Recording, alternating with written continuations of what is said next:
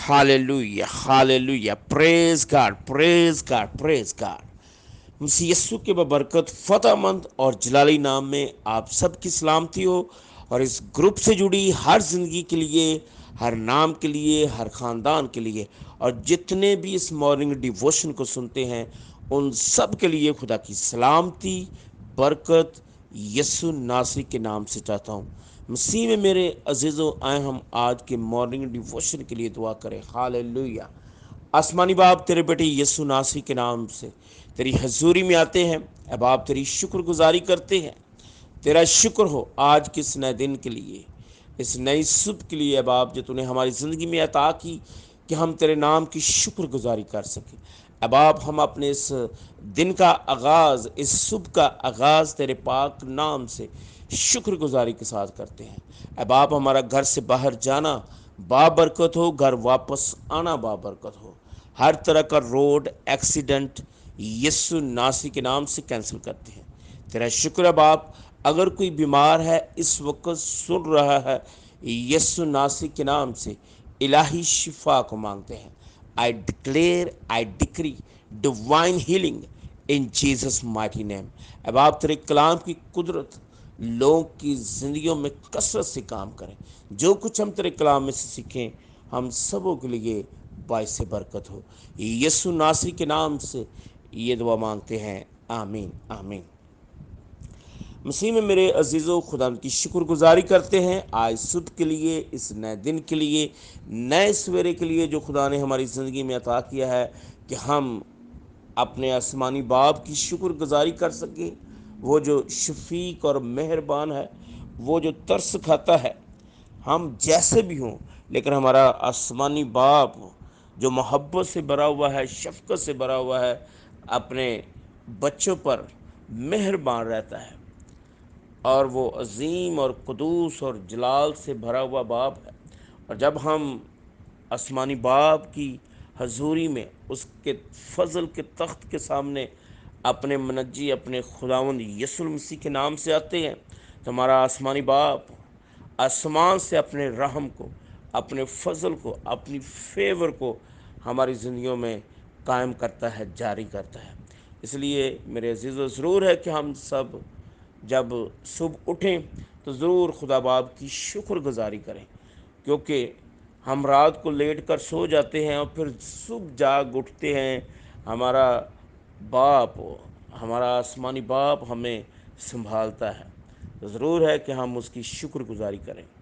तो हम अजीज़ों, कलाम मुक़द्दस में से जो सीख रहे हैं, the power of prayer and fasting, दुआ और रोज़े की कुदरत, कि जब हम दुआ और रोज़े में ठहरते हैं तो उसकी कुदरत कैसे हमारी ज़िंदगियों में काम करती है। तो आज के हिस्सा हम कलाम मुक़द्दस में से सीखेंगे कि जब हम दुआ रोज़े में ठहरते हैं तो खुदा बाप की तरफ से, खुदा की तरफ से फेवर आना शुरू होती है। तो आए हम आज का हवाला देखें कलाम मुक़द्दस में से, बुक ऑफ एस्टर, आस्तर की किताब, उसका चौथा बाब और उसकी 16वीं आयत पर आज हम गौर करेंगे। कलाम मुक़द्दस में लिखा है,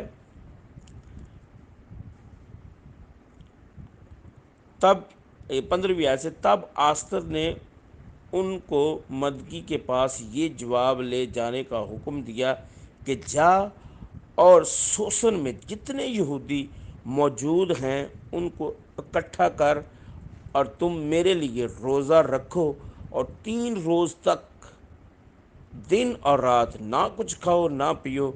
मैं भी और मेरी सहेलियां इसी तरह से रोज़ा रखेंगी, और ऐसे ही मैं बादशाह के हजूर जाऊंगी जो आयन के ख़िलाफ़ है। और अगर मैं हलाक हुई तो हलाक हुई। खुदा के पाक कलाम पढ़े जाने, सुने जाने, समझे जाने पर खुदा की ख़ास बरकत हो। अजीज़ों, ये जो पैसेज हमने कलाम मुक़द्दस में से पढ़ा है, यहाँ मलका जो आस्तर है वो शाही महल में है, और मर्दगी ने उसे ये कहा कि यहूदियों के लिए تو بادشاہ کے آگے درخواست کرے۔ اور پھر ایک اور بات مدکی نے کی کہ اگر تو اس وقت خاموش رہی، اگر تو نے کوئی مدد کرنے کے لیے بادشاہ سے درخواست نہ کی، بادشاہ سے بات نہ کی، تو یہودیوں کے لیے تو مدد کہیں اور سے آ جائے گی، لیکن بچے گی تو بھی نہیں۔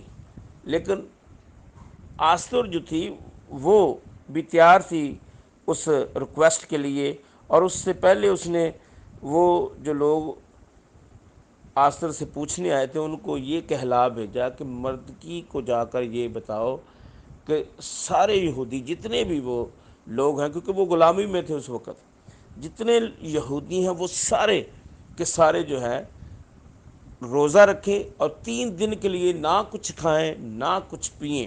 میں اور میری سہیلیاں بھی یہی کریں گی۔ اور اس کے بعد کیونکہ وہ ایسی بات کرنے جا رہی تھی جو بادشاہ کے آئین کے خلاف بات تھی، وہ ریکویسٹ کرنا چاہتی تھی، وہ درخواست کرنا چاہتی تھی کہ یہودیوں کے لیے فیور ہو، یہودیوں کو ہلاک نہ کیا جائے، یہودیوں کو نہ مارا جائے۔ تو یہ بادشاہ کے آئین کے خلاف بات تھی۔